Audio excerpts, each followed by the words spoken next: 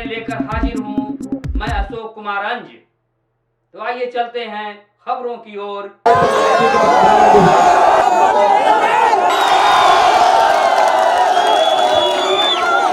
Hello, जय जय जय जय जय भीम, जय जय जय जय जय भीम, आदरणीय रामविलास पासवान हमारे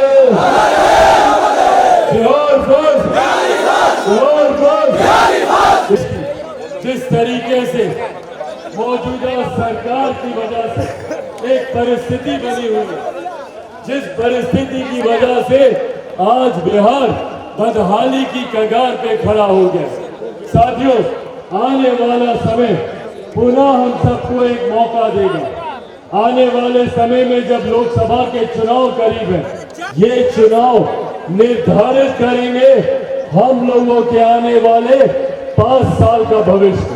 और इन चुनाव के महत्व को समझना हम सबके लिए जरूरी है। इन 5 साल को युवाओं को समझना जरूरी है, बुजुर्गों को समझना जरूरी है।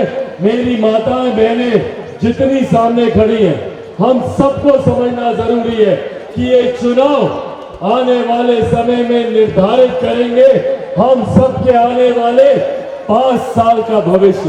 परिणाम स्वरूप आज भी हमारे घर के बच्चों को दूसरे प्रदेश जाना पड़ता है शिक्षा के लिए, रोजगार के लिए। हमारे बुजुर्गों को अपना प्रदेश छोड़कर दूसरे प्रदेशों में जाना पड़ता है स्वास्थ्य सेवाओं के लाभ के लिए। भाई, कब तक बिहार पिछड़ा रहेगा, ये सवाल पूछने की जरूरत है हम लोग को। पूछिए, सत्ता में जो लोग बैठे हैं, सत्ता में जो लोग बैठे हैं, जो आज बड़ी बड़ी बातें करते हैं, जो आज कहते हैं भैया कि हम लोग बिहार को विकसित राज्य बनाएंगे, हम लोग 10 लाख रोजगार देंगे तो 20 लाख रोजगार देंगे।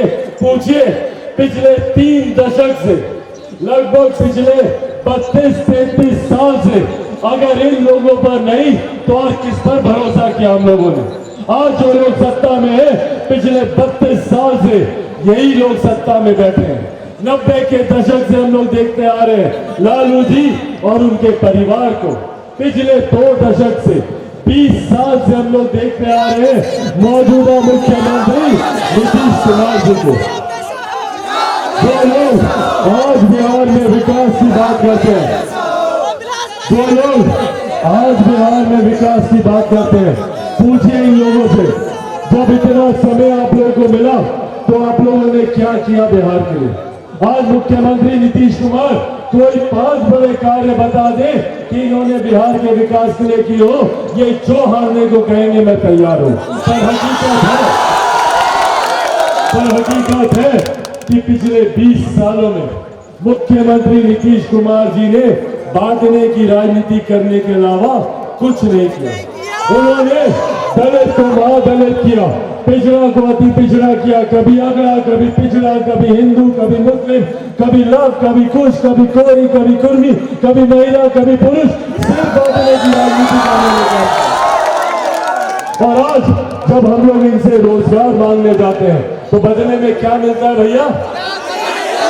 लाठी। चलवाने की बात करता हूँ, किसान मजदूरों की बेहतर परिस्थिति की बात करता हूँ, जाति की नहीं 13 करोड़ बिहारियों की बात करता हूँ। यही कसूर है ना चिराग पासवान का? इस कसूर की सजा चिराग पासवान को कैसे दी जाए? तो भैया, चिराग पासवान के खिलाफ कोई आय से ज्यादा संपत्ति तो है नहीं, मेरे ऊपर कोई कोर्ट कचहरी में केसेस चल नहीं रहे, तो भैया कैसे चिराग पासवान को बर्बाद किया गया? कानूनी कार्रवाई हो नहीं सकती तो इसको व्यक्तिगत तौर पर तो टूट जाएगा। नहीं टूटा भैया, क्योंकि जो लोग मुझे तोड़ने का प्रयास करते हैं वो लोग भूल जाते हैं कि चिराग पासवान शेर का बेटा है, रामविलास पासवान का बेटा है। मैं टूटने वाला हूं, मैं झुकने वाला हूं, और डरता तो मैं किसी से नहीं। मुख्यमंत्री जी, जितनी आपको प्रताड़नाएं देनी है, जितनी शक्तियों का इस्तेमाल करना है मुझे समाप्त करने के लिए, आप करते रहे। पर चिराग पासवान सच्चाई के लिए लड़ता था, लड़ता है और मरते दम तक लड़ता रहेगा, ये वादा करते हैं। मेरे जीवन का एकमात्र लक्ष्य है अपने बिहार को एक विकसित राज्य बनाए। हमारा बिहार प्रदेश जो आजादी के 75 साल के बाद भी आज भी पिछड़ा प्रदेश कहलाता है। क्यों कहलाता है भैया?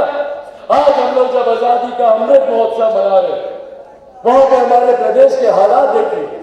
दूसरे प्रदेशों में जब विकास की बात होती है तो मल्टीप्लेक्सेस, शॉपिंग मॉल्स की बात होती है, रेलवे में सिर्फ मेट्रो की नहीं बुलेट ट्रेन की बात होती है। और हमारे यहाँ जब हम विकास की बात करते हैं तो हमारी सोच सीमित हो जाती है कि कैसे मेरे आंगन में एक चापाकल गड़े, कैसे मेरे गांव में एक ट्रांसफार्मर आए, कैसे मेरे घर के सामने नली गली बने।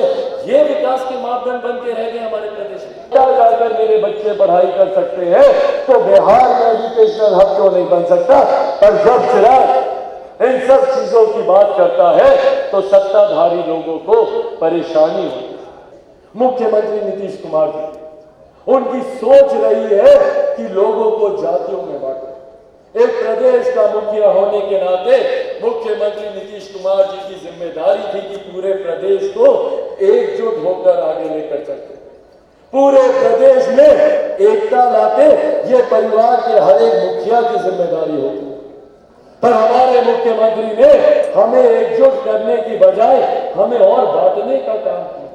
कभी दलित, कभी महादलित, कभी पिछड़ा, कभी अति पिछड़ा, कभी हिंदू, कभी मुस्लिम, कभी अगड़ा, कभी पिछड़ा, कभी महिला, कभी पुरुष, कभी कोरी, कभी कुर्मी, कभी लव, कभी कुछ, सिर्फ जातियों में बांटने का काम। आज भी बिहार के वही हालात हैं।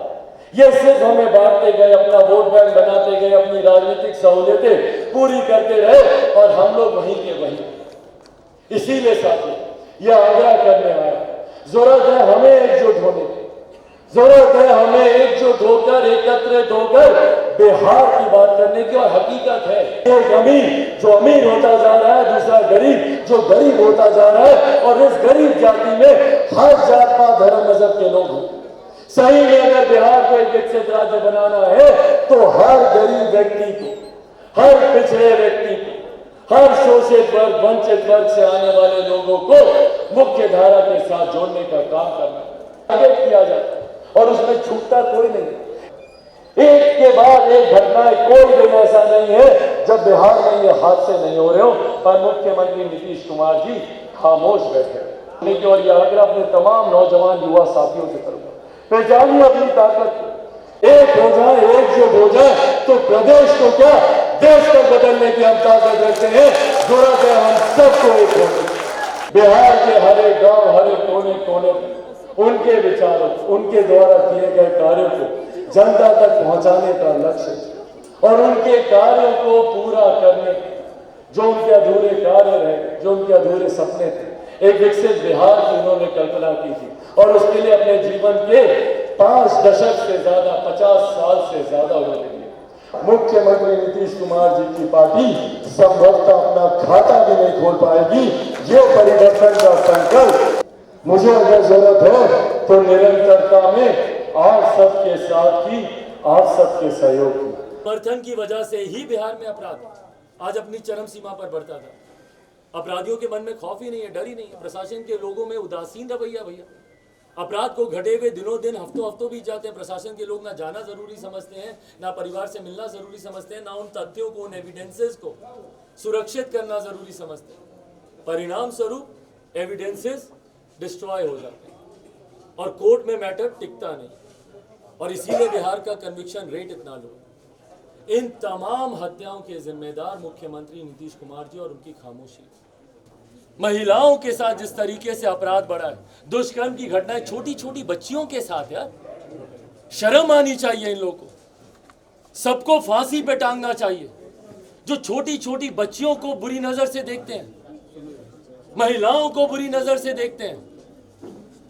और मुख्यमंत्री जी को सोचना चाहिए कैसे प्रदेश का निर्माण करना चाहते हैं, ये किस प्रदेश की कल्पना ये कर रहे हैं, कैसे प्रदेश को बना के जा रहे हैं। ये महिलाओं के साथ अपराध हो, गरीब वर्ग के साथ जिस तरीके से आपराधिक घटनाएं बढ़ी हैं, ये अपने में दर्शा रहा है कि मुख्यमंत्री नीतीश कुमार जी का गठबंधन ऐसे अपराधियों के साथ है। जंगलराज बोलते थे ना, किसके लिए बोलते थे जंगलराज? उन्हीं के साथ मिलकर आज ये लोग सरकार चला रहे हैं। और जितने अपराधी हैं उनको भी इन्होंने अपने गठबंधन में ले लिया। ये बोलते हैं जो शराब पिएगा वो मरेगा, पर जो शराब बनाएगा और बेचेगा वो नहीं मरेगा, उसके ऊपर कोई कार्रवाई नहीं होगी। आज लाखों लोग जेल में बंद किए हुए हैं। क्यों? क्योंकि कहीं शराब पीते हुए पकड़े गए, नहीं भी पकड़े गए तो झूठे मुकदमे में उन्हें अंदर डाला। ये मानसिकता दिखा रही है भाई, अपराधियों की मानसिकता कितनी हैवानियत से भरी हुई होती जा रही है। क्यों? क्योंकि डर नहीं है प्रशासन, खौफ नहीं है सरकार। और डर और खौफ क्यों नहीं है? क्योंकि कोई कार्रवाई नहीं हो। इस प्रस्तुति को आज यही विराम देते हैं। बहुत बहुत धन्यवाद।